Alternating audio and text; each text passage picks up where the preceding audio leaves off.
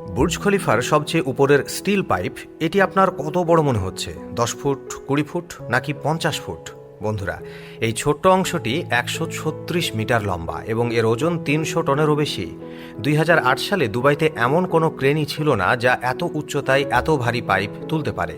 তাহলে ইঞ্জিনিয়াররা কিভাবে এই মোটা পাইপটি উপরে নিয়ে গেলেন? এছাড়াও স্টিল পাইপের উপরে যে ডিভাইসটি লাগানো আছে এটি কি কাজ করে, কিভাবে এই ডিভাইস গত 13 বছর ধরে দুবাইকে রক্ষা করছে?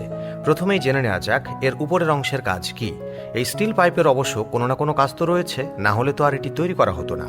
বাস্তবে যদি এটি না থাকতো তাহলে বুর্জ খলিফা হয়তো ধসে পড়ত। বন্ধুরা, এই পাইপটি 4000 টন স্টিল দিয়ে তৈরি এবং এর দৈর্ঘ্য 244 মিটার। আপনার জ্ঞাতার্থে জানিয়ে রাখি, এই স্টিল পাইপের আকারের সমান উচ্চতার বিল্ডিং অনেক দেশেই নেই। যদি এই পাইপ না থাকতো তাহলে আজ বুর্জ খলিফার উচ্চতা 585 মিটার পর্যন্তই সীমাবদ্ধ থাকত। জনসাধারণ এই উচ্চতা পর্যন্ত যেতে পারে, যা 150 তলায় অবস্থিত।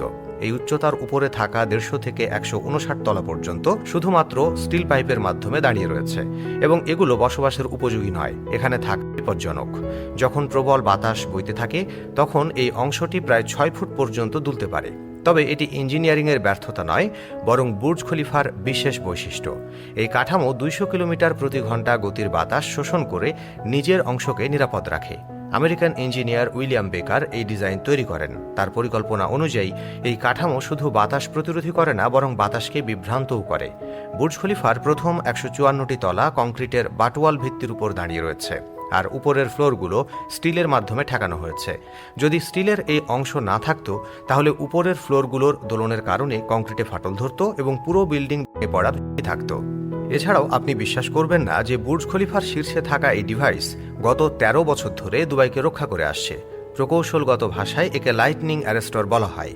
এটি এমন একটি সেন্সরযুক্ত ডিভাইস যা মেঘের মধ্যে থাকা চার্জ শনাক্ত করে এবং বিপরীত চার্জ তৈরি করে বজ্রপাতকে নিজের দিকে আকর্ষণ করে।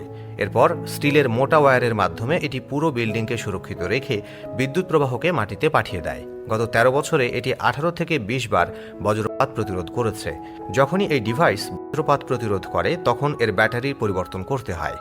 আপনি বাংলাদেশের কোন জেলা থেকে এই ভিডিওটি দেখছেন আমাদের কমেন্ট করে জানান। আমরা পরবর্তী ভিডিওতে আপনাকে ধন্যবাদ জানাতে ভুলব না। এই কাজের জন্য একজন কর্মীকে বিল্ডিংয়ের শীর্ষে পাঠানো হয়। এখন প্রশ্ন হলো, এত বড় ও ভারী অংশটি কিভাবে উপরে তোলা হলো? প্রথম দিকে এর কোনো সমাধান খুঁজে পাওয়া যাচ্ছিল না।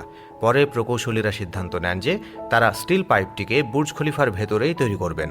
তারা এটি ছোট ছোট অংশে তৈরি করে একে একে উপরে নিয়ে যান এবং পরে একত্রিত করে সম্পূর্ণ কাঠামো তৈরি করা হয়।